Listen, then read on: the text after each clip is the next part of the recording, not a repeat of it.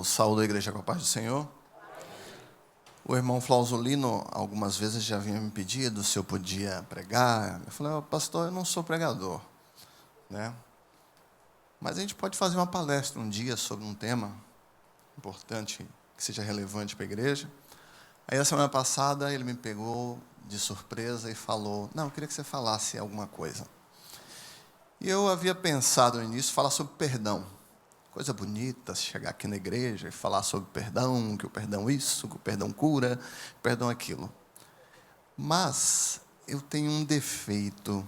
Eu respeito o mentiroso, eu respeito o enrolado, mas o hipócrita não dá. Esse eu quero distância.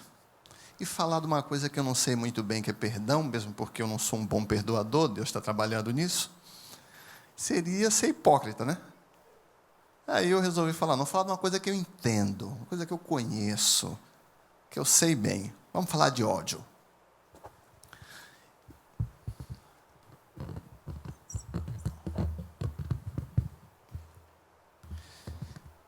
E falando de ódio, eu me senti mais à vontade, né? O irmão me anunciou aqui como psiquiatra, e na medicina a coisa é um pouco diferente, meio complicada. Para você atuar numa determinada área, você tem 3 formas. A primeira forma é você fazer um programa de residência. Minha formação é em medicina legal, né? E só pode se declarar psiquiatra quem fez o curso de residência. São de 3 anos. Ou você pode fazer uma prova, chama prova de título, depois de 6 anos de atuação na área e ter o título. Aí você pode se declarar especialista em psiquiatria. Eu também não fiz, porque eu não tenho 6 anos de atuação. Sempre atuei na área de medicina do trabalho e perícia médica. E você pode fazer, então, uma pós-graduação e ser pós-graduado em psiquiatria, que foi o que eu fiz, né? A psiquiatria surgiu na minha vida por uma questão de trabalho na área da perícia, e depois eu comecei a gostar do negócio, né? Achei que poderia ajudar muita gente, e me ajudou, principalmente. A primeira coisa que eu queria falar para os irmãos é o seguinte: nós vamos desmistificar aqui o critério de estresse, que é a primeira coisa que a gente tem que entender quando a gente fala de ódio. Eu coloquei aqui como o estresse se apresenta nos séculos, mas a origem da palavra estresse vem do latim, stringere, que é angustiar. Alguém aqui já leu na Bíblia? Angustiar, angustiado, angústia? Então, tem bastante estresse na Bíblia, né? Depois, no século XVI, uma das traduções fala em aflição. Na Bíblia tem alguma coisa sobre aflição, irmãos? Então, Jesus diz assim, no mundo tereis aflições. O que ele fala mais? Tem de bom ânimo, que eu venci o mundo. Tá bom. Jesus disse, no mundo você terá estresse, né? No século XVII, se falou que o sentido seria também de opressão. Tem opressão na Bíblia? Então no mundo você vai ter angústia, aflição e opressão, que é o quê? Estresse. Simples. Depois vieram outros termos, e aí em 1910, uma pessoa chegou à conclusão que trabalho em excesso e preocupação em excesso podia causar doenças no coração. Mais precisamente, infarto. Olha que interessante. Porque do pó não procede a aflição, nem da terra brota o trabalho. Isso aí caiu de Deus, assim, na minha mão. Nunca tinha lido esse versículo. Do pó não procede estresse. O estresse, ele vem de fora. Não existe estresse de dentro, né? Até existe, mas em algumas circunstâncias que primeiro veio o estresse de fora, né? Então, o estresse não surge do nada. Eu sou estressado. Você é estressado porque alguma coisa te estressou. Não que você nasceu estressado, né? E aí, João, no mundo tereis aflições, mas tem de bom ânimo, foi o que eu falei. No mundo tereis estresse. Quem lembra disso aqui? A Mônica. O que a Mônica tinha em cima? Uma fumacinha, né? E nós temos a tendência de achar que a gente tem uma fumacinha, que o ódio é uma fumacinha, que as emoções são uma fumacinha que passa, né? Ou que, não é dentro de mim, é uma coisa meio espiritual, o ódio é espiritual. A medicina não gosta de falar ódio. Não existe esse termo praticamente na medicina, né? Eu só achei uma única doença, pesquisando. E pesquisar sobre o ódio hoje está difícil. Porque se você colocar ódio na internet, vem tudo sobre demandas LGBT. Ódio significa demanda LGBT. Se você colocar ódio patológico, nos últimos 2 anos, especifica unicamente coisas que fizeram contra o ex-presidente Lula. Você não encontra definição, você não encontra artigo, você não encontra nada. É difícil estudar ódio hoje. E a medicina não gosta muito do termo ódio, que é um termo muito carregado de contexto religioso, né? Mas o bicho é esse aqui, ó. Tá vendo? É aí dentro que a mágica do ódio, do amor acontece. A mágica dos sentimentos acontece aqui, dentro da nossa cabeça. Na Grécia, se pensava o seguinte: quando a gente sofre, onde é que manifesta esse sofrimento? No dedo do pé? Não. É no peito, no coração. Então, se entendia, no tempo de Hipócrates, que a sede das emoções estava no coração e que o cérebro servia para bombear o sangue. Mais ou menos isso, né? Que é o contrário, né? O coração apenas reflete o que o cérebro sente. Olha quanta coisa aí. Eu não vou entrar em detalhes, não se preocupe, porque isso aqui é meio complicado até para mim. 1929, um indivíduo descobriu uma coisa interessante. Reação de alarme ao síndrome de emergência de Cannon. Quando a gente sofre um estresse, seja ele qual for, nós temos 2 sentimentos apenas: fuga ou luta. Ou você vai lutar ou você vai fugir. Eu vou explicar melhor, né? Seja ele medo ou seja ele raiva. E aí ele criou isso aqui e tal. Veja que tudo começa no cérebro.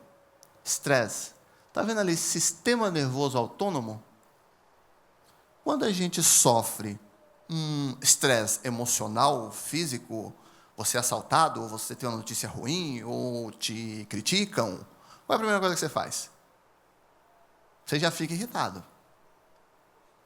Não fica? Todo mundo não fica irritado, né? Primeiro sentimento? E o coração bate. E a mão treme. E a cabeça dói. E quando o irmão Fausolino falou para mim assim: você não pode dar uma palestra? Eu fiz assim, ó. Travou tudo aqui. O músculo contrai, né? Por quê? O cérebro, onde está escrito ali estresse, manda uma mensagem pela medula que vai nisso aqui embaixo, que é uma coisa chamada glândula suprarrenal. E o que essa glândula suprarrenal faz? Ela descarrega uma outra coisa, adrenalina. Todo mundo já ouviu falar de adrenalina. A adrenalina é um hormônio e também um neurotransmissor que vai desencadear toda essa cascata de sintomas. Não dá vontade de ir no banheiro fazer xixi? Para quê? A gente vai lutar ou correr se a urina vai atrapalhar. Não dá vontade da gente... A gente não fica mais vivo, mais esperto, mais fugaz? Uma folha que cai, a gente assusta? É a ação da adrenalina. Então, essas reações, elas são físicas. Deus criou assim, né? Não é uma coisa que a gente aprendeu e foi trabalhado, não. Deus fez assim.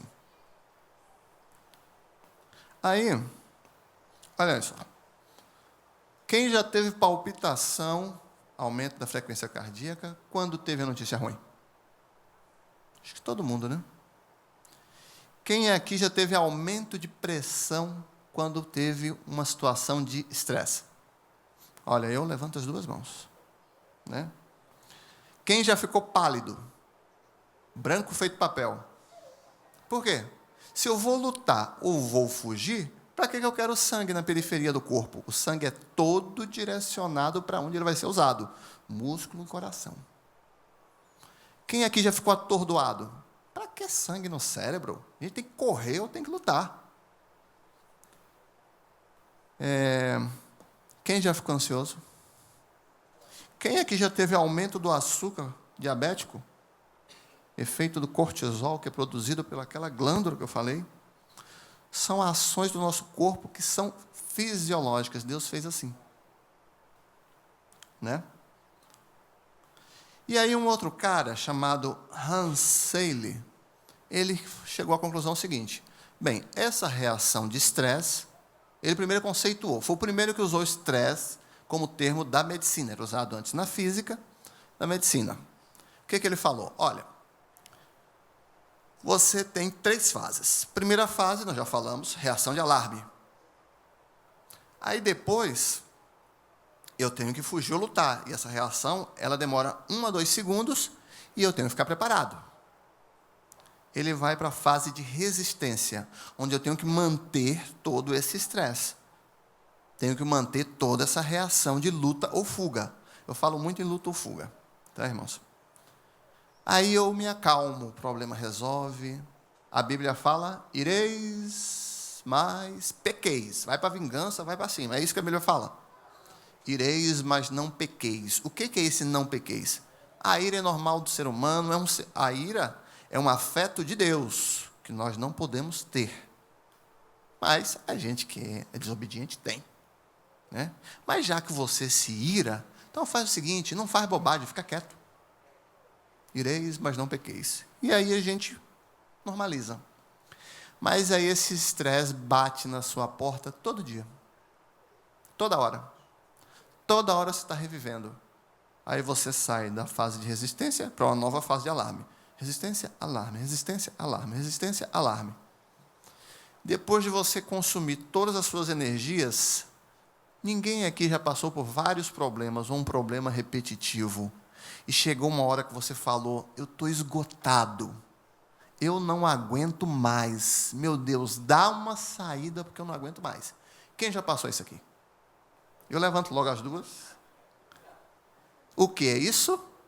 Ah, é uma coisa da mente do ser humano, uma coisa espiritual somente. É espiritual, porque para poder fazer isso com a gente só pode ser do inimigo.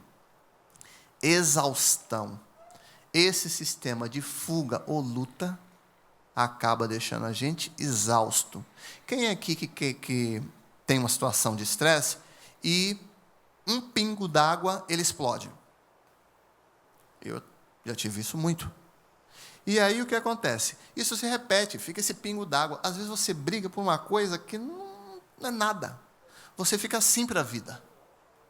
Aí o seu filho vem e fala, papai, que é, menino? O que você quer? Não é que você está com raiva da criança, é que você está tão preparado, tão armado por uma coisa que vai vir ou não vai vir, você não sabe como vai proceder, e você fica o tempo todo tenso, preparado para brigar, ou preparado para fugir. Né? E nessa exaustão aqui é que as doenças acontecem. Olha a fase de resistência. Uma coisa interessante, quem aqui já teve algum desentendimento e o estômago doeu? Porque o sistema digestivo para de funcionar na hora que você tem uma reação de estresse. O sangue tem que ser direcionado para algum lugar. Eu lembro quando eu era criança, eu tinha uns 11 anos, meu pai pediu uma coisa e eu não fiz.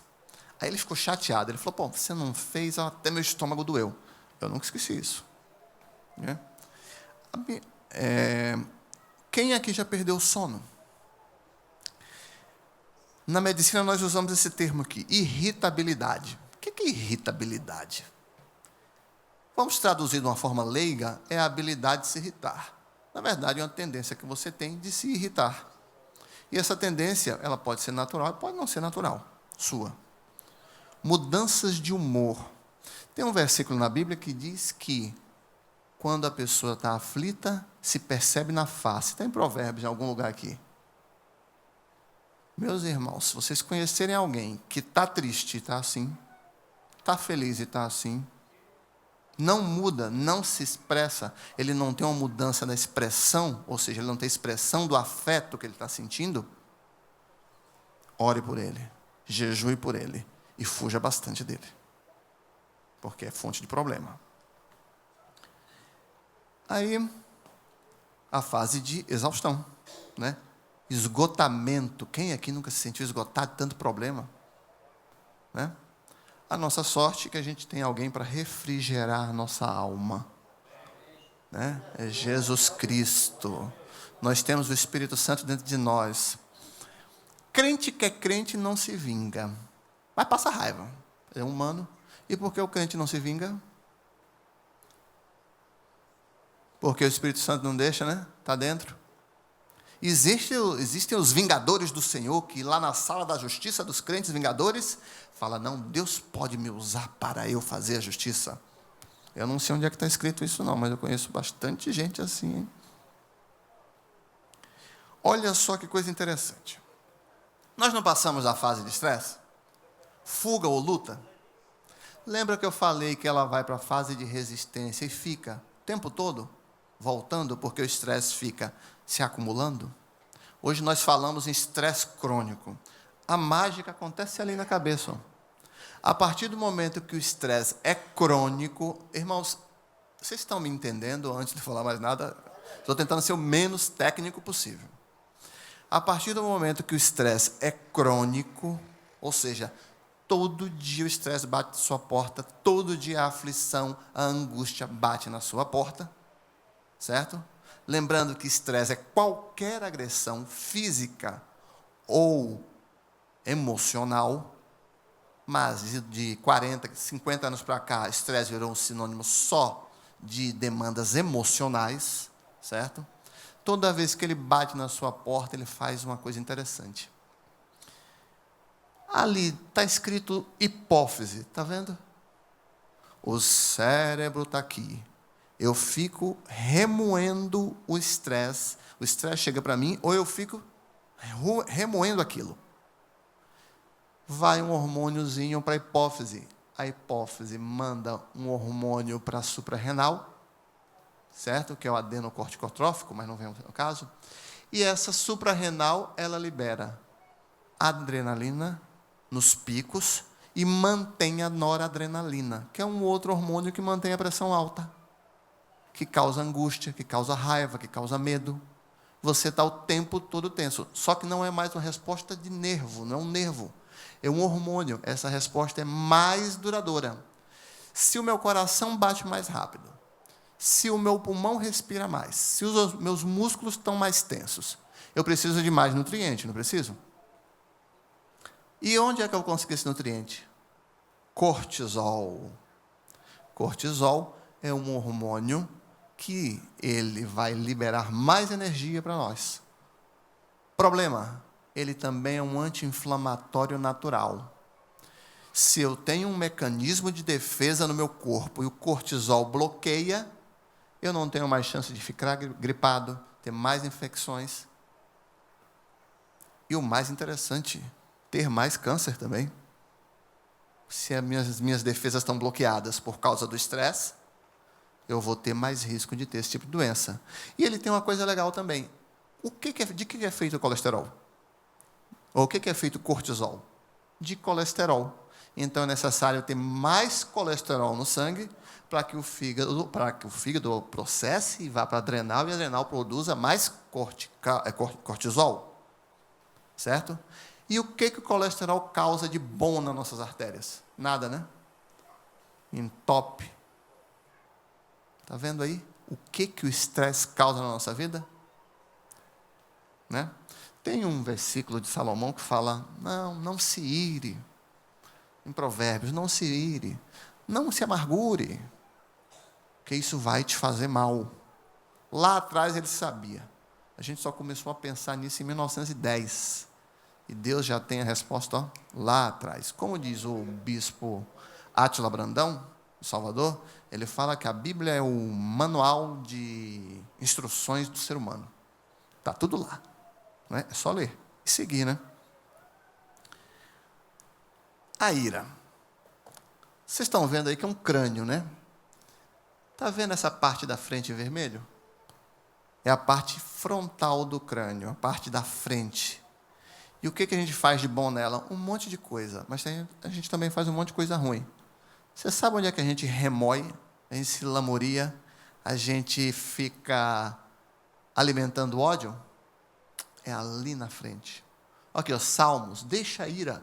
Abandona o furor. Não indignes a fazer cortou ali. De forma alguma para fazer o mal. O que é fazer o mal? Se eu estou irado, estou enfurecido, eu vou para cima ou eu vou me vingar. Eu leio como vingança. Ou, pelo menos, eu planejo a vingança. Né? Está em Salmos. E é ali que a gente fica pensando bobagem. É ali. Que é ali a fonte, a sede das emoções. Né? Nessa parte aqui.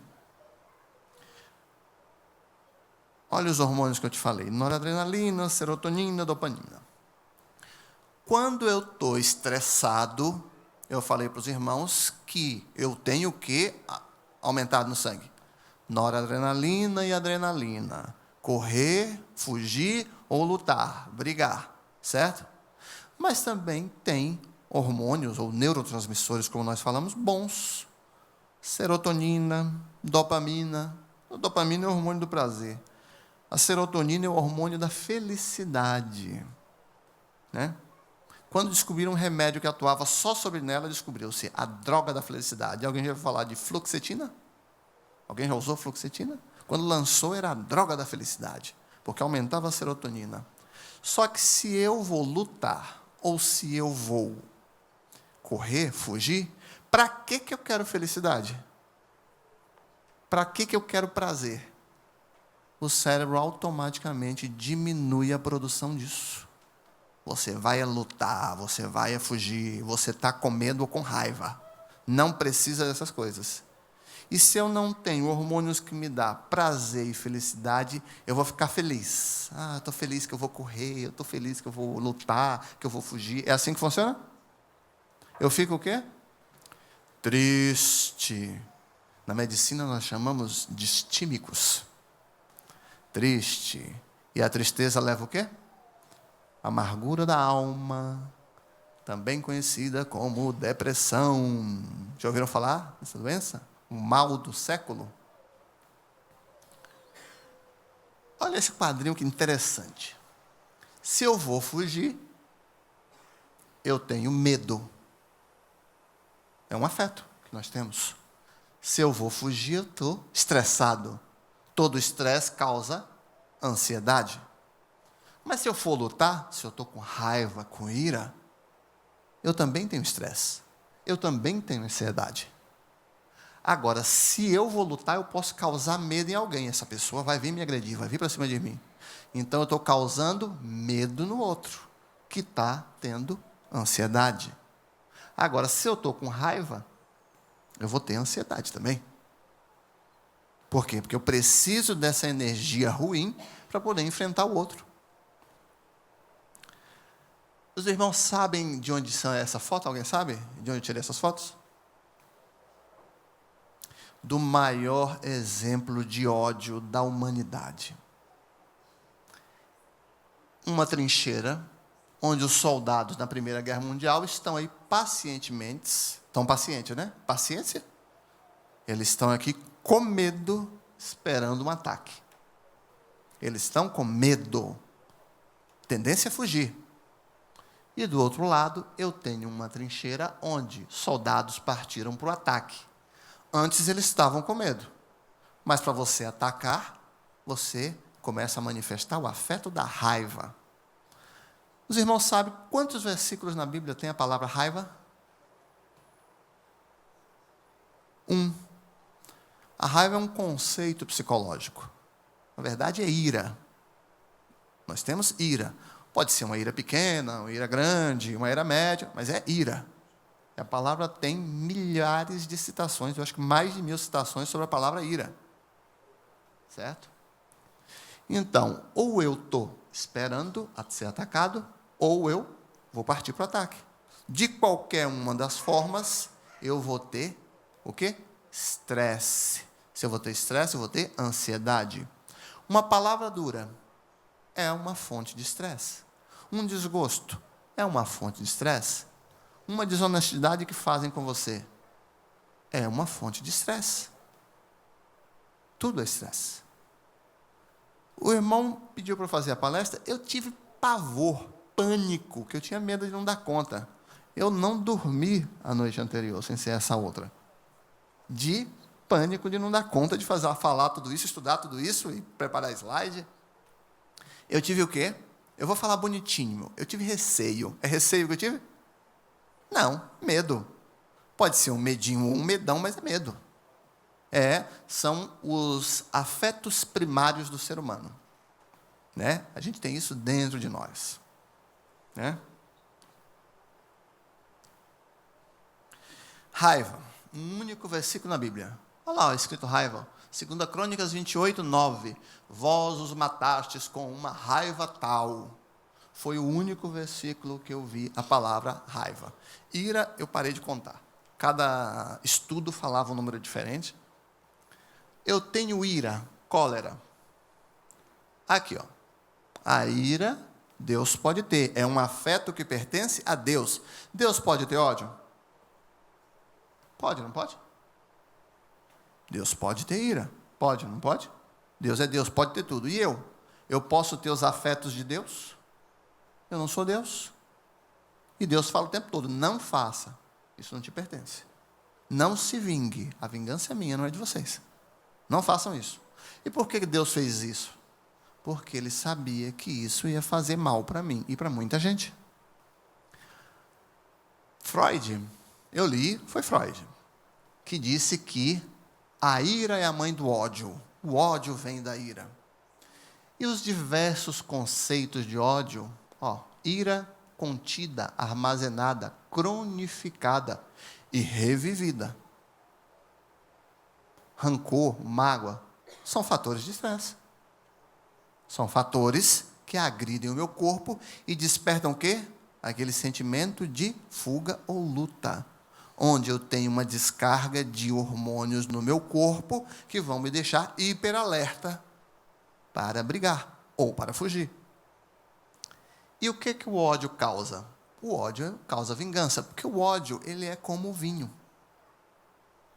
Dizem que o vinho, quanto mais velho, pior. Já experimentei. É melhor. Quanto mais velho, é pior. Então, o ódio fica lá envelhecido dentro de você e você começa a pensar. Lembra onde é que você pensa? No córtex frontal, na frente, que você fica remoendo.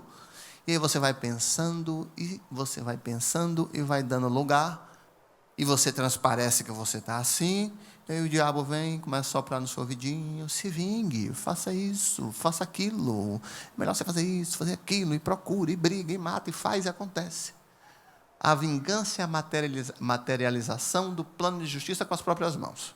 Foi um conceito que eu criei baseado no que eu li. E não é fato? A vingança não é isso? Eu vou me vingar de você porque eu te amo. Não, vou me vingar de você porque eu te odeio. Porque eu tive uma ira ou várias iras com você. E essa sequência de iras me causou muito ódio. E eu quero me vingar.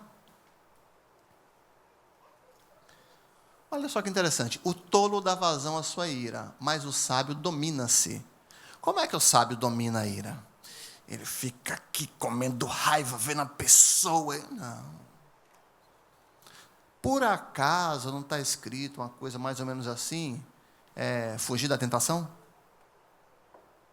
Se eu me exponho a um fator de estresse, eu estou me expondo à tentação. E por acaso não está escrito assim alguma coisa, não tentarás teu Deus?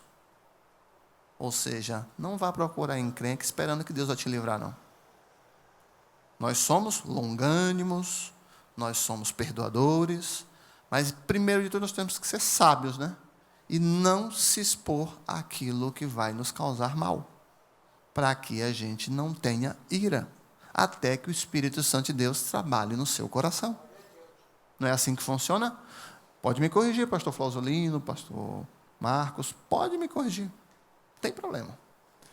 Aí, em Eclesiastes está lá, não permita que a ira domine depressa o seu espírito, pois a ira se aloja no íntimo dos touros. Se aloja, então ela fica guardada, porque alojar é uma forma de falar, guardar, né? E a ira guardada é o quê? Ódio. Talvez por isso, no manual de sobrevivência, lá, o manual de instrução do ser humano, Deus tenha falado, não deixe que o sol passe por cima da ira. Não fique guardando, porque você vai ter uma ira hoje, vai ter outra amanhã e depois da manhã. E você vai acumulando muitas iras, você vai acumulando um ódio dentro de você. E quem é que vai ter aquela cascata de fenômenos bioquímicos, da adrenalina, da noradrenalina, da pressão? É o objeto da sua ira? Não, é só você. É um veneno que você se envenena. Né? Irmãos, qual é o oposto de ódio? Alguém pode falar? Não. Não é amor. Na Bíblia diz que o amor não se enraivece. Então, se eu amo uma pessoa e deixo de amar, o que eu tinha era amor. Eu não posso me enraivecer para ele. O amor se enraivece? Só porque eu deixei de amar ou porque a pessoa deixou de me amar? Não. O oposto do ódio é apego, posse. O oposto de amor é indiferença. Tem um judeu chamado Leo Wiesel, alguma coisa assim, que ele que disse isso. Ele foi preso em 2 campos de concentração, perdeu toda a família em Auschwitz, trabalhou muitos anos perseguindo nazistas, e um belo dia ele chegou e falou: chega de ódio. Porque o ódio, o oposto de ódio é apego, e eu estou me apegando, e você é escravo de quem você odeia. Porque quem você odeia consegue dominar a sua vida. É só fazer alguma coisa para te provocar. Verdade ou mentira? Né? E eu prego para mim mesmo. Pessoa que já odiou muito. Né? Agora veja só. Ira crônica. Vai gerar o quê? Ódio, rancor. Rancor de ser agredido, porque alguém te agrediu. E você vai querer o quê? Vingança. O medo vai levar a ira, que vai levar o quê? Ao ódio. Porque se você tem medo de ser atacado, você fica irritado. Poxa, essa pessoa só me provoca, eu não quero fazer nada com ela, eu não quero nada com ela. Ela me procura para me provocar, para me irritar. Aí o medo que você tem dessa pessoa vir te provocar leva você a ter uma ira crônica, que vai levar ao ódio. Aí você fica irritado, eu estou com ódio, eu não quero, isso não me faz bem. Eu tenho o quê? Tristeza. E da tristeza eu vou para a depressão rapidinho. Que a tristeza não é só a tristeza, é um conjunto de sintomas que levam à tristeza. Né? Aí tem uns versinhos aqui interessantes. Evite a ira e rejeite a fúria. Não se irrite, isso só leva ao mal. Por que será que, eu acho que foi Davi que escreveu isso? Ou Davi ou Salomão, não pesquisei. Por que será que ele falou isso? Porque ele é um expert em medicina, ou porque o Espírito Santo estava sobre ele e chegou lá, olha, vou mandar você escrever um negócio aí, que vai ser usado por milhares e milhares e milhares de pessoas. Mas eu já estou cantando a bola como é que funciona o cérebro. Aqui, ó. Não se exponha à ira. Fuja da ira. Fuja da tentação de se irar. Em Provérbios, uma coisa interessante. Tome cuidado, olha. A pedra pesada e a areia é espessa. A pedra pesada e a areia é espessa. Porém, a ira do insensato é mais pesada que ambas. Porque o insensato, a pessoa irascível, aquele que se ira com facilidade, ele causa tanto mal para os outros que ele é pesado como a pedra e espesso como a areia. Revanche. Todo mundo sabe aqui de onde vem a palavra revanche. O que significa revanche? Uma palavra hoje usada no esporte. Mas, 1871, Guerra de Unificação Alemã, um sujeito chamado Otto von Bismarck resolveu tomar uma terrinha que a França tinha tomado dele 2 séculos antes. Alsácia-Lorena, rica em carvão e minério de ferro. Aí esse indivíduo foi lá, a França, naquela coisa de entra Napoleão, sai Napoleão, Terceira República, Quarta República, 10ª República, estava uma bagunça, ele foi lá e creu. Alemão muito metódico, foi lá e tomou. A França apanhou feio nessa guerra. Mas, o que a França fez? Criou-se um movimento chamado Movimento Revanchista Francês, onde era pregado nas escolas o quê? Ame o seu inimigo? Fale bem do seu inimigo? Odeio o alemão. O alemão é o demônio, o alemão é isso, o alemão é aquilo. E durante de 1871 a 1914, 35 anos, acho que é isso. Dá isso? Acho que dá mais. Durante esse período todo, se cultivou na França um ódio aos alemães. Olha aí o ódio. E a palavra revanche vem de um prefixo chamado re, que é algo maior, e de uma palavra chamada venger, vingança. É uma vingança maior, onde eu não só quero me vingar, como eu quero recuperar aquilo que você me tomou. Isso é revanche. É pior do que vingança. Uma vingança é com espólio, né? Tipos de ódio. Aí, meus irmãos, o que acontece? Para você pesquisar hoje sobre o ódio, tá difícil. Ódio patológico. O ódio patológico não tem nada a ver com o ex-presidente Lula, não tem nada a ver com o ex-presidente Dilma, não tem nada a ver com racismo, nem nada a ver com demandas do grupo LGBT. É um sintoma que faz parte de determinadas doenças, doenças da personalidade. Principalmente um transtorno chamado transtorno de personalidade esquizoide, mas os outros transtornos de personalidade também têm. Alguém lembra aqui do Champinha, que matou aquela menina, estuprou ela, um menino de 15 ou 14 anos, chefiava uma gangue, matou o menino, cortou o pescoço do menino, arrancou a cabeça fora, estuprou a menina 5 dias antes de matar?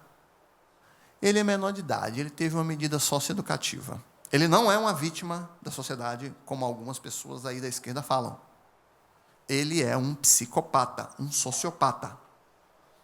Sabe que ele está preso? Ele já cumpriu a medida socioeducativa e continua preso? Por quê? Mesmo tendo cumprido tudo. Porque os exames psicológicos dele, e eu conheço a psicóloga e o psiquiatra que fizeram, foram meus professores na USP, demonstram um nível de ódio tão grande que assim que ele sair, ele vai matar de novo.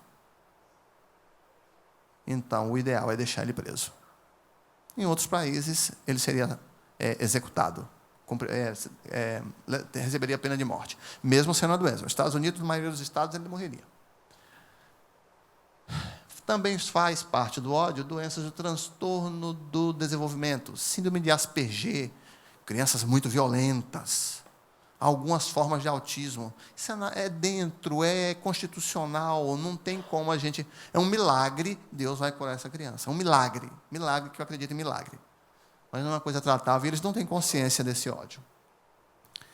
O ódio que eu chamo de ódio afetivo é aquele que você adquire ou aprende ao longo da vida, ou é o ódio filho da ira, que você acumula durante situações de estresse. Aí tem várias situações.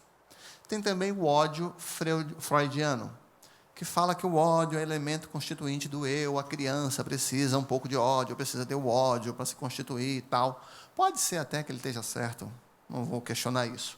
Mas uma coisa eu sei, determinada idade, quem é que poda, quem é que castra o ódio freudiano? Sabe quem é? A malvada da mãe, quando corrige o filho e não deixa ele ter ódio, porque ele tem a questão do princípio do prazer e só quer o que é bom.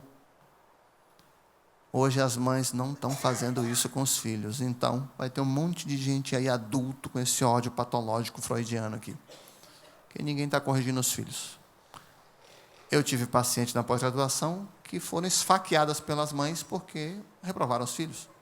Olha que legal, né? Depois não quer que a criança tenha ódio.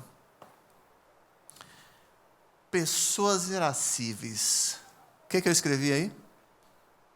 Deus me livre.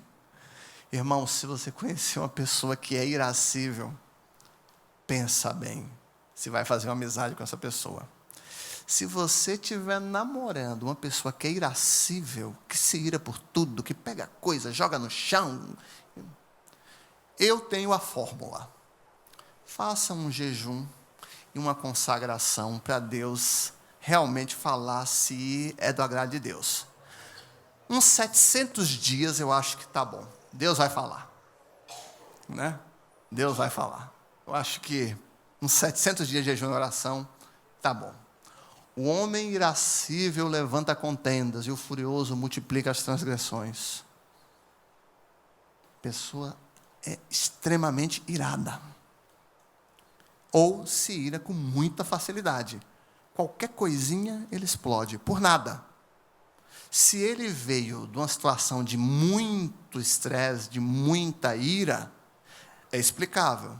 Mas o irascível, ele tem uma ira natural. Ele não se tornou irascível. Né? Aqui tem um quadro, um transtorno de personalidade, chamado transtorno de personalidade paranoide. Complicado esse nome, né? Que nomão grande. Olha quantas características. Eu grifei aqui algumas, porque você só precisa de 4 dessas para dar o diagnóstico. E não é difícil. Qualquer leigo pode dar um diagnóstico desse. Ah, meu Deus, eu não sei por que o irmão Renato não quer uma amizade comigo. Porque eu tenho que fazer o quê? Me expor à tentação? Não, eu tenho que orar por essa pessoa. Tenho que amar por essa pessoa. Tenho que fazer tudo que está ao meu alcance para ajudar essa pessoa. Mas contato, deixa Deus abrir a porta primeiro. Porque quem tem isso aqui, acha que não tem. Eu lembro de um caso, que a pessoa veio na consulta na pós, e ela veio e tinha decorado isso aqui. Né? E aí veio o casal. Aí passou a mulher, passou o homem. Aí quando foi passar o homem, ela quis entrar, ele deixou. Aí ele falou, olha, ele já falou que eu não tenho nada. Eu não tenho nada. O problema é você. Eu não tenho nada. Olha ali, ó. Podem não ver o seu papel em problemas. Isso é um sintoma gravíssimo. A pessoa que acha que não tem nada, uma situação de luta, de contenda, essa pessoa está doente. Tomem cuidado. Né? Fora essa questão da raiva. Né? Reagem com raiva. Você não fez o que a pessoa quis, ela pega o celular e joga no chão, e joga o carro no poste, faz e acontece. Essa pessoa é doente, mas ela tem consciência que está doente. Mas a própria doença dela não permite que ela aceite isso. Né? Pessoa que não relaxa, desconfia de tudo e de todos. Deus me livre. As coisas têm que ser o quê? Como é que se fala mesmo? Perfeitas e agradáveis aos olhos de Deus.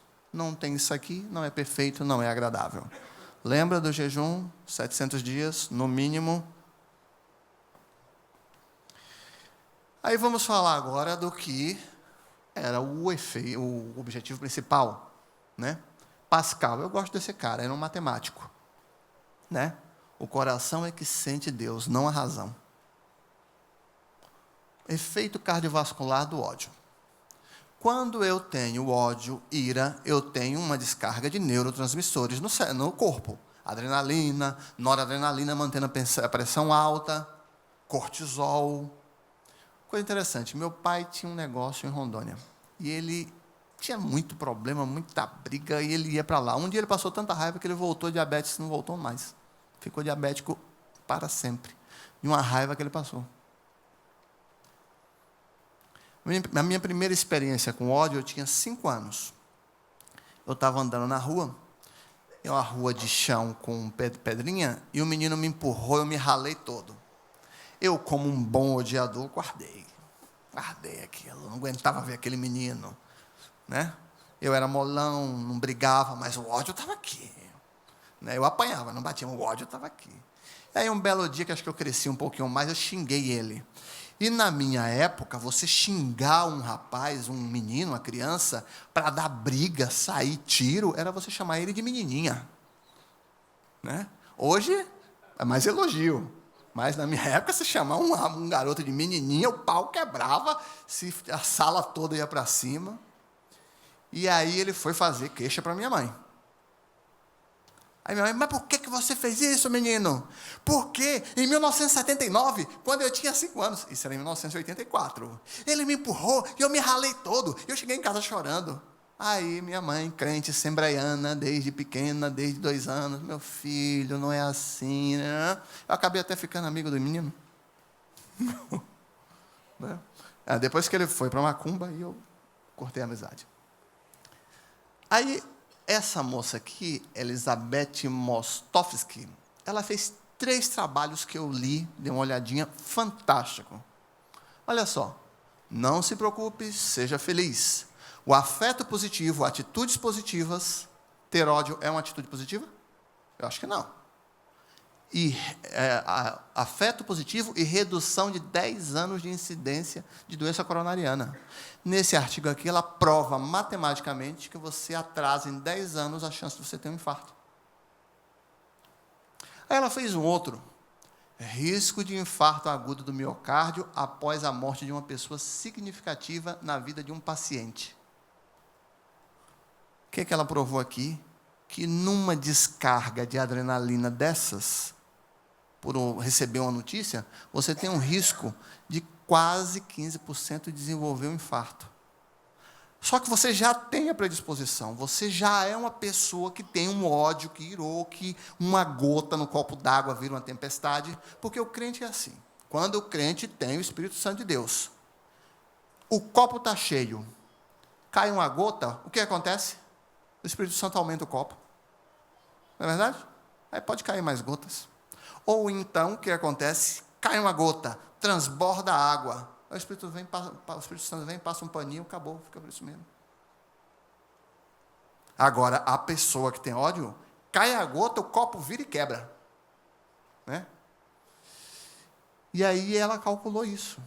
Pessoas que acumulam ódio e raiva têm uma chance muito maior do que aqueles que não têm.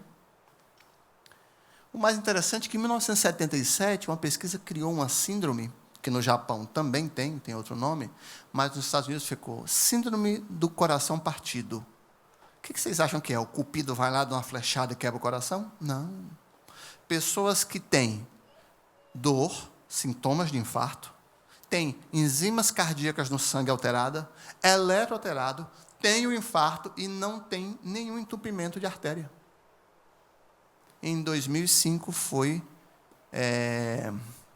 publicado o primeiro caso documentado no Brasil. No Japão tem um outro nome, é comum lá, né? Principalmente relacionado com frustração, fracasso, eles têm muito essa coisa do fracasso. E ela publicou recentemente um outro artigo, explosões de raiva como um gatilho de eventos cardiovasculares agudos. Ou seja, você tem uma explosão de raiva, e você tem um infarto, tem um derrame, rompe um aneurisma, nas primeiras 2 horas, de 10% a 15%. Mas isso é mais comum em pessoas que já vêm iradas, que já vêm exaustos daquele mecanismo de defesa, de fuga e luta. Eu ouvi essa primeira palavra, esse palavrão aqui, de um professor meu, de endocrinologia, no 4º ano de faculdade. Ele falava isso, eu achava uma bobagem. Psiconeuroendócrino-imunologia. E ele ainda queria acrescentar aqui psiconeuroendócrino-imuno-oncologia. Queria acrescentar o câncer também. Né? Psico, mente, a psique é a nossa alma. Ela não causa descargas de hormônios no nosso cérebro, que eu já falei? Noradrenalina, adrenalina, neuro, endócrino, a hipófise não manda hormônio para suprarrenal, que libera mais hormônio para a gente ficar preparado para o estresse? Não tem um tal de cortisol, que aumenta a glicemia, aumenta o colesterol e diminui as defesas? Olha, está tudo aí nesse nomão. Olha só, ódio aumenta, adrenalina, noradrenalina e cortisol, que eu já falei. Mas diminui as coisas boas, serotonina e dopamina. Aí está eu ali, pensando no ódio, remoendo. Aí a suprarrenal ali, ó, mandando hormônio para o coração. Só que esses 3 primeiros aqui, principalmente a adrenalina e a noradrenalina, elas estão relacionadas com a modulação da dor. Quem aqui nunca ficou com uma dor no pescoço, uma dor no braço, se tem artrose e ficou com dor maior ainda? por conta de passar raiva. Isso não é fantasia, não, meus irmãos. Isso é bioquímica. E Deus já sabia disso lá atrás. Ou a amargura da alma não corrói até os ossos? Eu acho que está escrito isso. A amargura da alma corrói até os ossos. Então, 4.000, 5.000 anos atrás, Deus já sabia. Olha que interessante. Como esse Deus é esperto, hein? Ainda bem que a gente serve Ele, hein? Olha só que legal. Pessoas felizes de Roseto vivem a vida, menos heart attack, ataque do coração, menos infarto. E aí está o pessoal ali fumando. Em 1936, começou na Universidade de Harvard, se eu não me engano, foi em 1936, um estudo que nós falamos que é um estudo ecológico, porque é no meio, não é no laboratório. Longitudinal, porque ele avança durante um tempo. E a previsão desse estudo é quando todo mundo morrer. E eles observando todos os critérios, as pessoas que viveram mais tempos e que ainda estão vivas, elas fumam, muitos têm colesterol alto. Tem um videozinho na internet. Mas o que elas têm que os outros não tinham? Felicidade, paz de espírito, alegria de viver. E nessa cidade aqui, no estado da Pensilvânia, eles comiam gordura? Comiam. Eles fumavam? Fumavam. Não estou dizendo para ninguém fumar, hein? Fumavam? Fumavam. Só que o índice de infarto era bem menor do que nas cidades vizinhas que tinha a mesma alimentação. Só que eles eram o quê? Felizes. Eles tinham um padrão de felicidade. Então, o estresse crônico que gera a ira, que gera o ódio, mata mais do que o cigarro. Isso não é achismo, são trabalhos científicos publicados. Só que você investir em felicidade não dá dinheiro para laboratório, né? Então, o número de trabalhos não é tão grande assim. É uma crítica, né? Olha lá, coração. Eu tenho uma plaquinha de gordura ali, ó, placa aterosclerótica, certo? E aí eu tô com ódio, cheio de cortisol, noradrenalina, meu sangue está com a pressão elevada, porque o coração está batendo mais rápido, o coração está batendo mais forte. Eu estou com as artérias periféricas contraídas, para o sangue ir para o meio, porque eu estou tenso, eu tenho que lutar, eu tenho que revidar, eu tenho que correr. Então, eu tenho aumento da pressão, aumento da frequência cardíaca. Aquela plaquinha de gordura ali, antes de calcificar, a gente chama de placa mole. Mole mesmo. Um professor da PUC me falou isso. Eu fiz a perícia dele. E aí, com esse aumento da pressão, ela rompe. A plaquinha ali, ó, branquinha, rompe. Quando ela rompe, tem a formação de um trombo que entope essa artéria. E aí eu infartei por quê? Além de ter predisposição. Porque eu tive raiva, ódio, rancor, mágoa, ira, fazendo com que meu coração trabalhasse mais, minha pressão subisse. E aí eu faço o quê depois disso? Morro? Alguns morrem, né? Peço misericórdia a Deus, vou para o hospital. Lembra da síndrome do coração partido? Não precisa nem disso aqui. Só o nível de estresse e rancor. A mesma coisa acontece no cérebro, porque a mesma pressão que está no coração, está no braço, está no cérebro também. Aí eu tenho um AVC. Uma diferença, né? Sequela neurológica é complicado, você ficar acamado, dependente, perder a habilidade. Quem aqui nunca ouviu falar, tem uma pessoa que eu conheci que depois do nervoso ele teve um AVC. Foi o nervoso que causou o AVC? Foi, indiretamente foi. Mas esse pico de ira causou isso aqui, né? E nos Salmos está isso lá atrás, vai te fazer mal, né? Ódio causador de câncer. Está ali estresse, eu já expliquei para o irmão o que é estresse. E aí o que eu estou fazendo? Produzindo cortisol, está lá, glicocorticoides.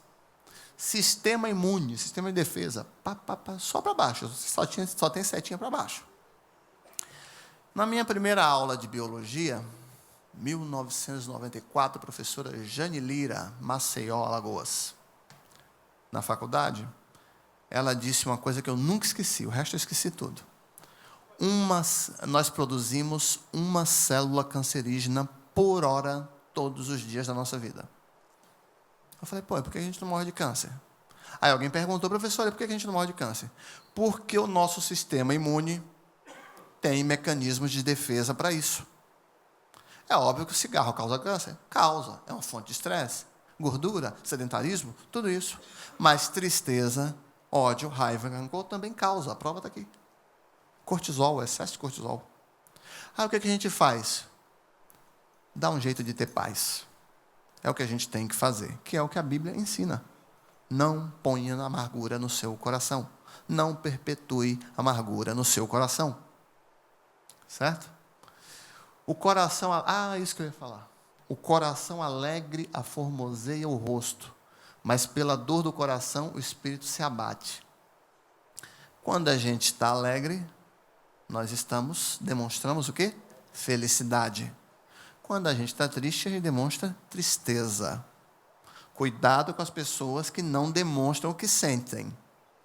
Mas eu não posso demonstrar porque eu não quero que ninguém saiba o que eu sinto. Cuidado, pessoas doentes, emocionalmente doentes. Né? Só milagre de Deus na vida desse tipo de gente. Efeitos sociais do ódio. Lembra que eu falei? Guerra Franco-Prussiana, 1871. Movimento de revanchismo francês, ódio aos alemães.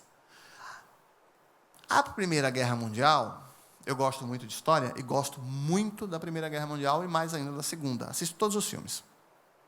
Não que eu seja uma pessoa violenta, mas eu acho que foi um feito histórico que deve te dar lições. A França, ela queria a guerra, porque ela queria se vingar, mas estava preparada? Não. Esse Otto von Bismarck, ele criou duas coisas boas. A primeira foi o serviço militar obrigatório.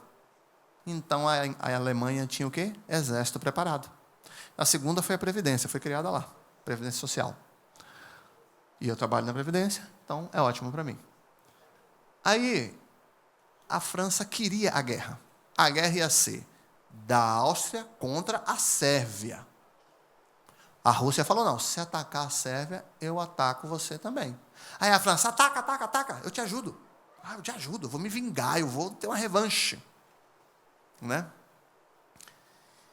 E desencadeou a mais sangrenta das guerras, que foi a Primeira Guerra Mundial. É tanto que na Europa, eles consideram como uma grande guerra. Já pensou que é 250 mil soldados matar para você avançar 20 quilômetros? Nenhuma guerra causou isso. Nenhuma guerra causou isso. Para você ganhar 20 quilômetros de terreno, 250 mil pessoas morrerem? Na Turquia, para eles defenderem uma península, para atacar e dar apoio para a Rússia, foram 220 mil mortos. Ódio. Será que o ódio tem um efeito social? Eu estou citando esses exemplos aqui, que eu acho que são os exemplos mais marcantes. A gente tem na nossa vida todo dia exemplos de ódio. Lembra do ódio freudiano? Que a mãe castradora cortava e a mãe castradora não corta mais? Os psicólogos que me desculpem. E a criança cresce sabendo que pode odiar? Ou seja, não tem respeito, porque respeito é castração. Né?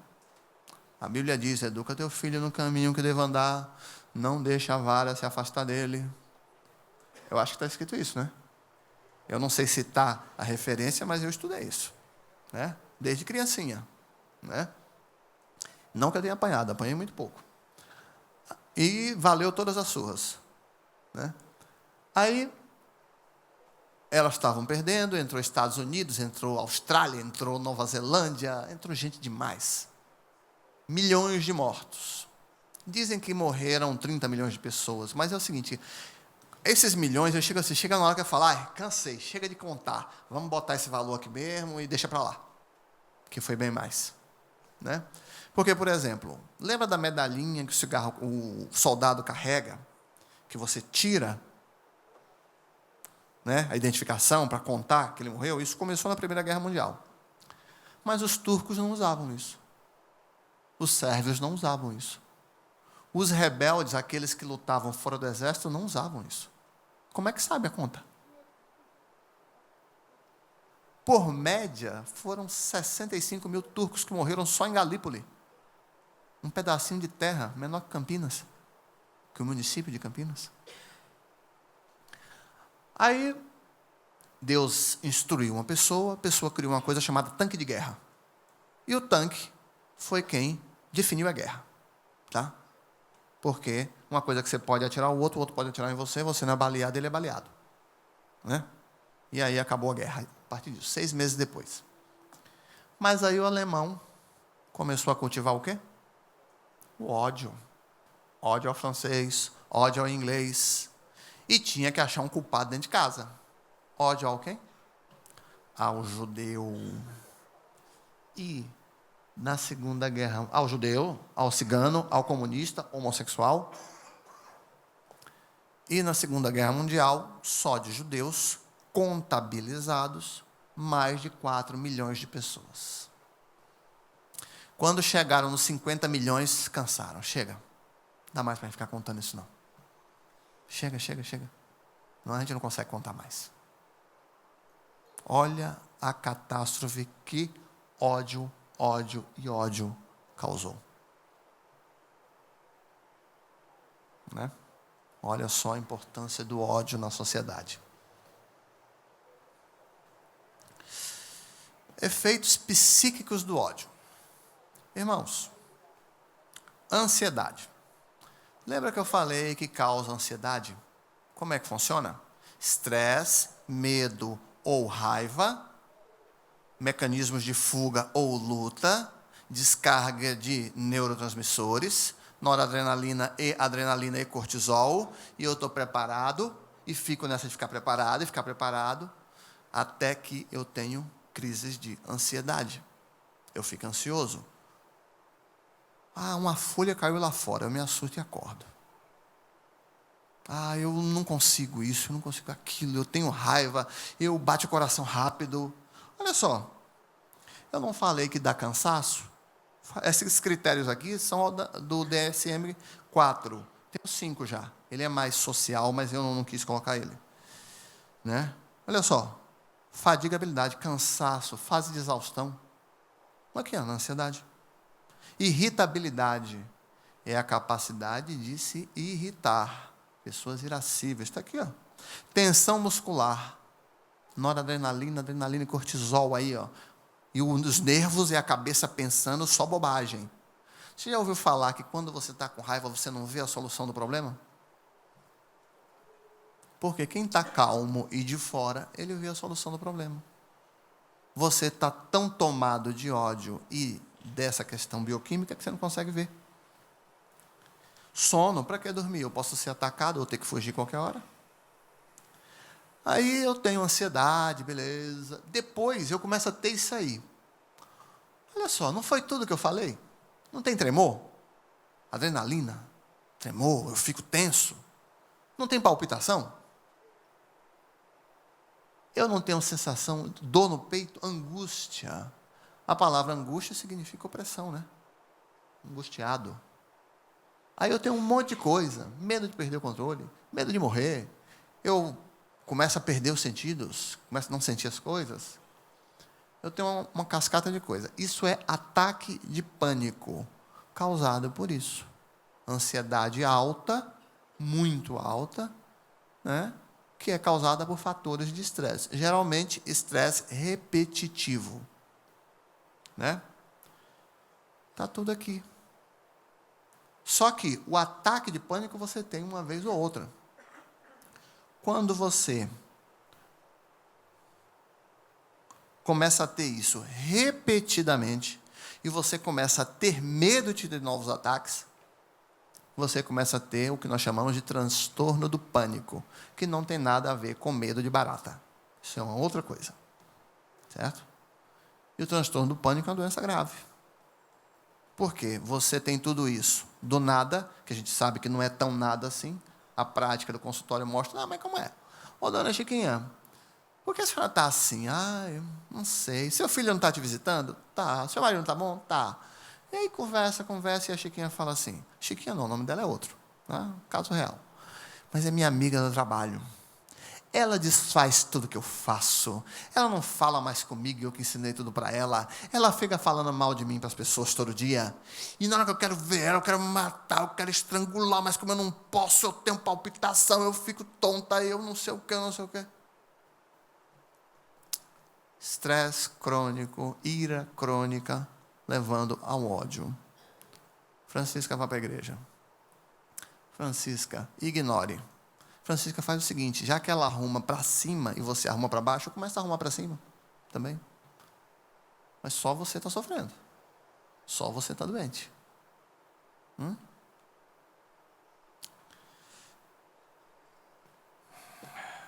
Engraçado, um caso que eu atendi na pós, uma mulher, ela foi abusada, não foi estuprada, foi abusada quando criança, 6 anos. E aí, passou o tempo. Quando ela teve a primeira relação sexual, quando ela sentiu o cheiro do homem, da secreção masculina, parou e foi para o banheiro vomitar. E entrou em crise, um ataque de pânico.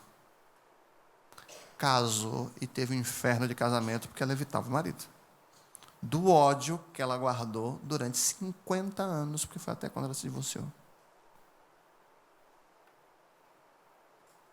Cultivou um ódio aí quantos anos?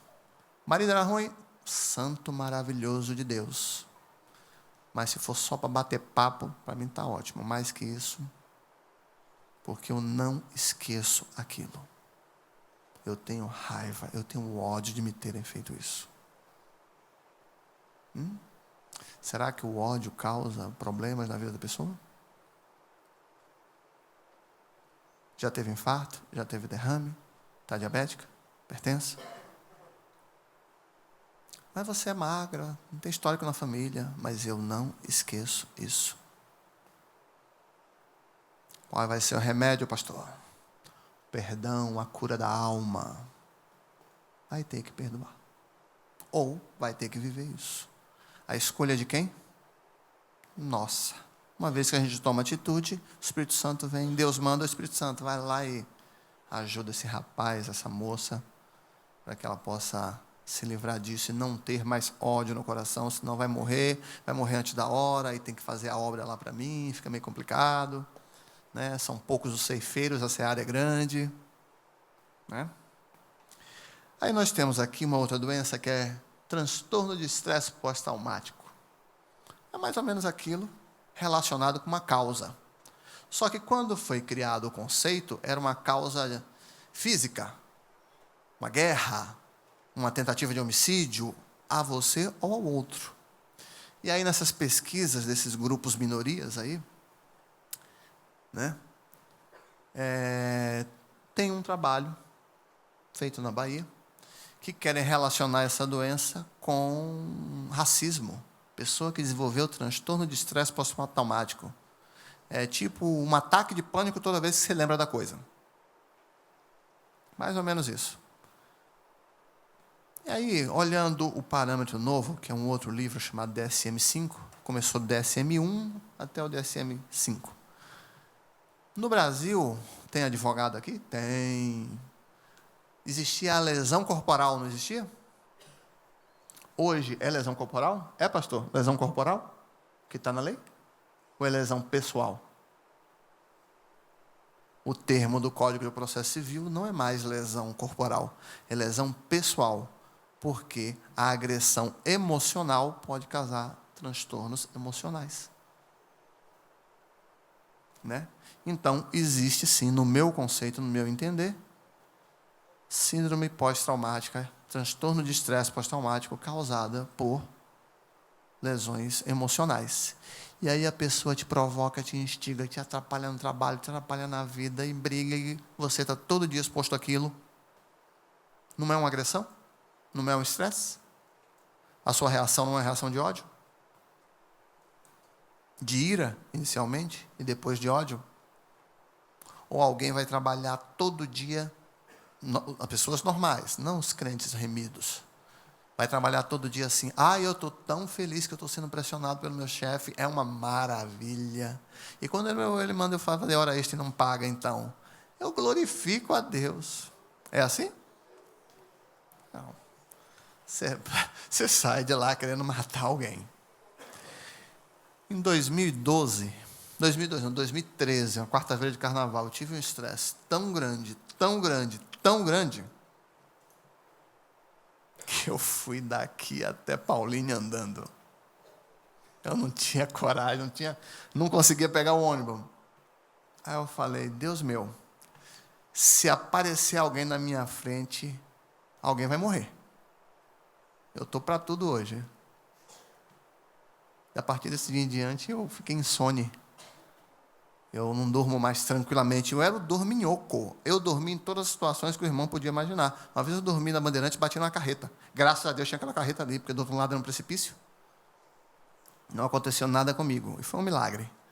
Né? Milagre mesmo, porque meu carro estava de frente para a carreta, depois que rodou, e Deus foi e arrastou o carro. Então foi um milagre, né? Eu não estava doido. Acordei com a batida.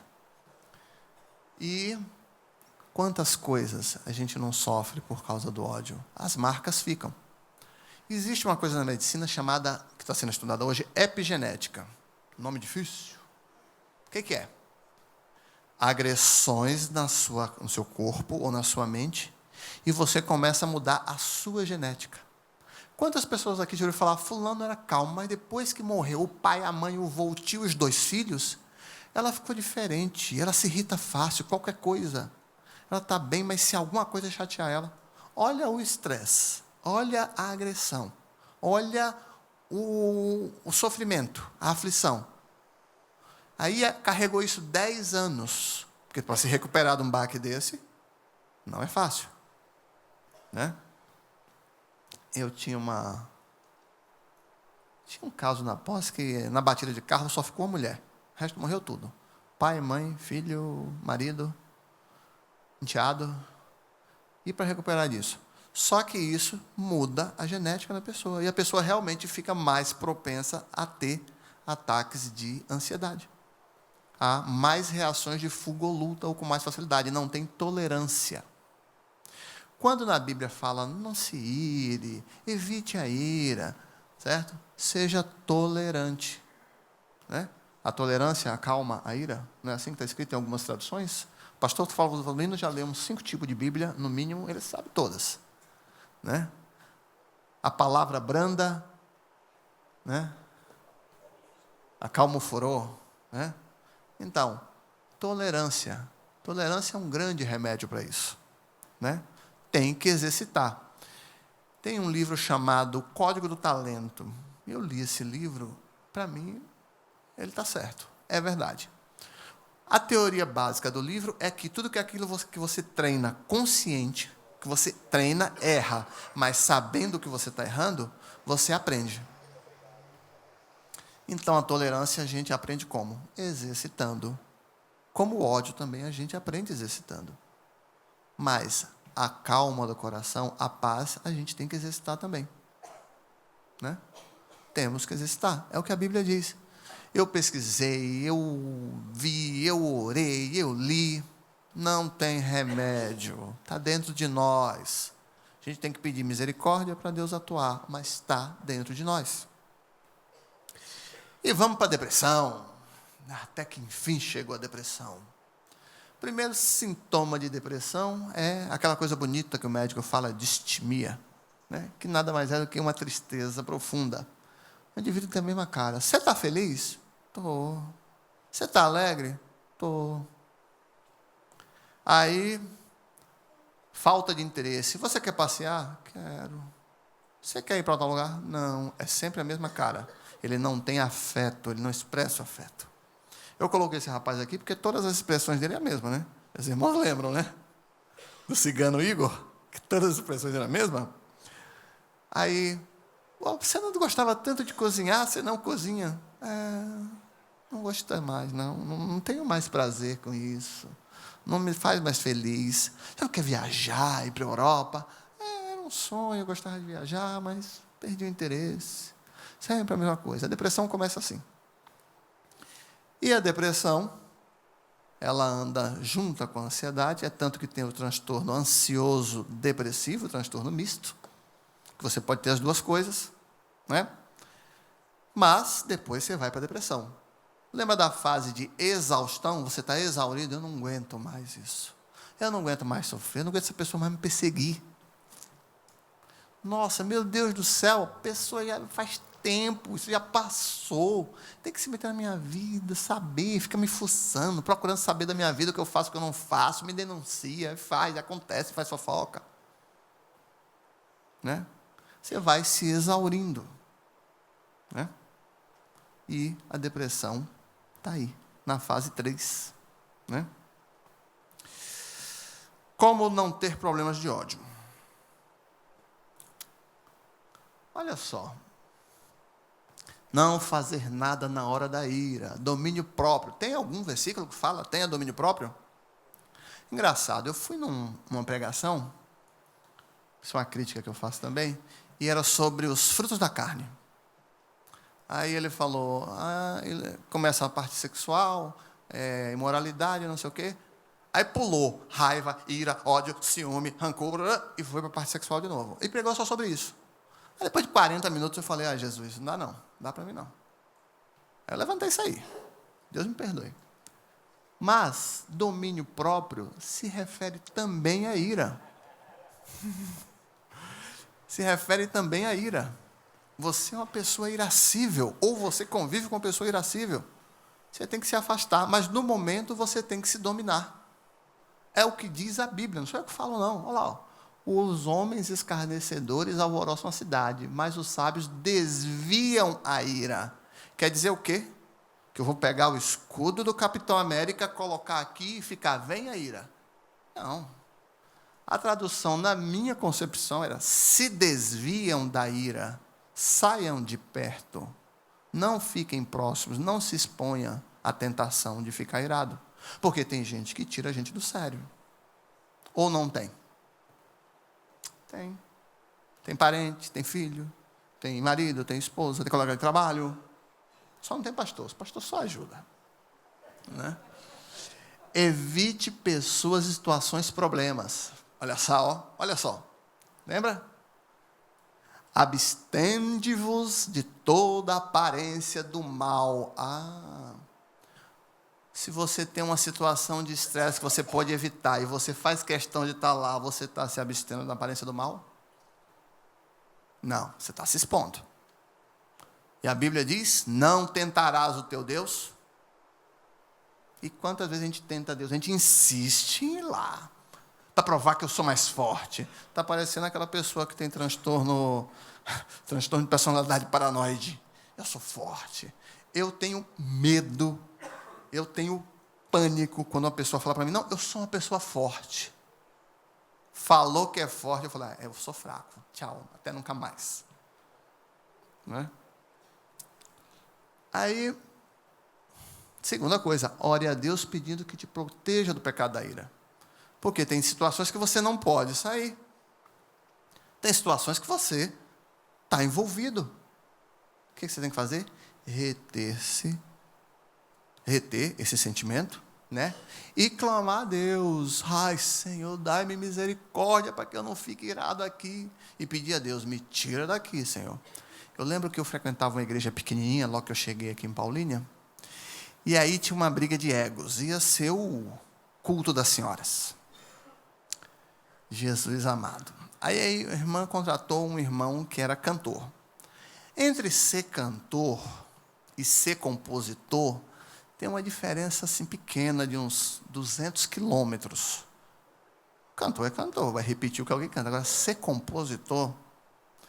E aí ele compôs um hino para as irmãs cantar, que ele era leigo, coitado, em música. Ele não tocava nenhum instrumento, não tinha conhecimento, não é culpa dele.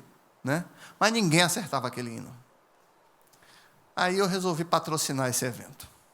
Eu cheguei, irmãs, é o seguinte, eu vou alugar as mesas, tal, não sei o quê, o negócio está muito enrolado, vamos conseguir uma doação aí para fazer os imãzinhos de lembrancinha do evento aqui das senhoras, mas esse louvor não dá. E o que eu fiz? Eu fiz uma letra adaptada a um hino da harpa que todo mundo conhecia. Não é mais fácil? Levei numa professora de piano e falei, dá uma olhada, cabe? Cabe. Meu Deus do céu. A irmã ficou de cara virada e reclamando, porque ela que trouxe o cantor, ela que trouxe o compositor, e que ela não ia aceitar. Eu falei, minha irmã, o bem aqui é a festividade, o tempo está andando. E porque é a fulana? É a fulana, eu não, é a cicrana. E aí começou um bate-boca. Não dava para eu sair, eu estava no bolo, né? Era eu que estava patrocinando. Mas aí tinha uma pregadora, ela estava lá. Calado estava, calado ficou, juntou as coisas dela e sumiu. E nunca mais ninguém se viu. Né? O que ela fez? Saiu da situação problema. E o que eu fiz? Fiquei lá, Jesus do céu, como é que pode uma bobagem dessa? Senhor, me dá paciência que eu não tenho, meu Deus, clamando a Deus para eu não mirar. Né? E até esse momento a gente não tinha conseguido ainda o espaço. Né? E o último passo aqui, seja feliz, mas pelo menos tente ser feliz todos os dias. Esse dia não vai existir mais nunca. Ou vai voltar? A gente tem máquina para tudo, a gente não tem máquina do tempo. O passado passou. A gente tem o hoje, e o futuro a gente pode mudar. Então vamos ter um bom futuro. O futuro pertence a Deus, realmente, o futuro pertence a Deus. Viva o hoje, mas no hoje, planeje um amanhã melhor. Tá? Sendo feliz, busque a felicidade. A felicidade passa por você querer ser feliz em primeiro lugar. Segundo, não se expor a situações que sejam infelizes ou que vão trazer perda da sua felicidade, da sua paz. E o mais importante de tudo, mantenha uma comunhão com Deus o tempo todo. Porque Deus pode desviar. Na Bíblia não fala que Deus desvia o arco, a seta do maligno? Não está escrito lá? Então. Aí vem uma pessoa e lança uma inveja para cima de você. Uma seta do maligno. Quem resistirá à inveja? Quem lembra o caso do peão de rodeio, que foi assassinado por inveja? Lembram disso? Peão de rodeio aqui da região de Barretos, ou Ribeirão Preto, 3 vezes campeão, estava no livro do recorde, 3 vezes campeão de montaria de cavalo. Durante 2 anos, um outro peãozinho, que não era peão, nunca ganhou nada, alimentou um ódio contra esse cara, e falava que ia aprontar, que ia fazer, que ia pegar ele, e ele nunca deu importância, e ninguém nunca fez nada com esse discurso de ódio, porque o ódio foi tão grande que ele botava isso para fora. No dia de um campeonato, de um rodeio, durante a queima de fogos, ele deu um tiro na cabeça do rapaz, pelas costas, na baia, ali, na beira, todo mundo olhando a queima de fogos, pum. Aí o interessante é que o juiz que deu a sentença não considerou um crime de ódio.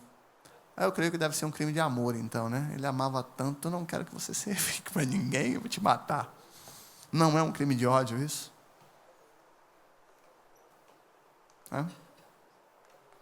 Quem lembra aqui do assassino do cinema? O menino que tinha um ódio patológico, batia na mãe, meu pai é até médico lá de Salvador, batia na mãe, batia no pai, foi fazer um intercâmbio nos Estados Unidos com 15 anos, teve que voltar. Tanta violência, não conseguia ter um amigo e falava para a mãe, mãe, eu sinto uma raiva dentro de mim muito grande. Esse menino tinha que ter sido medicado urgentemente.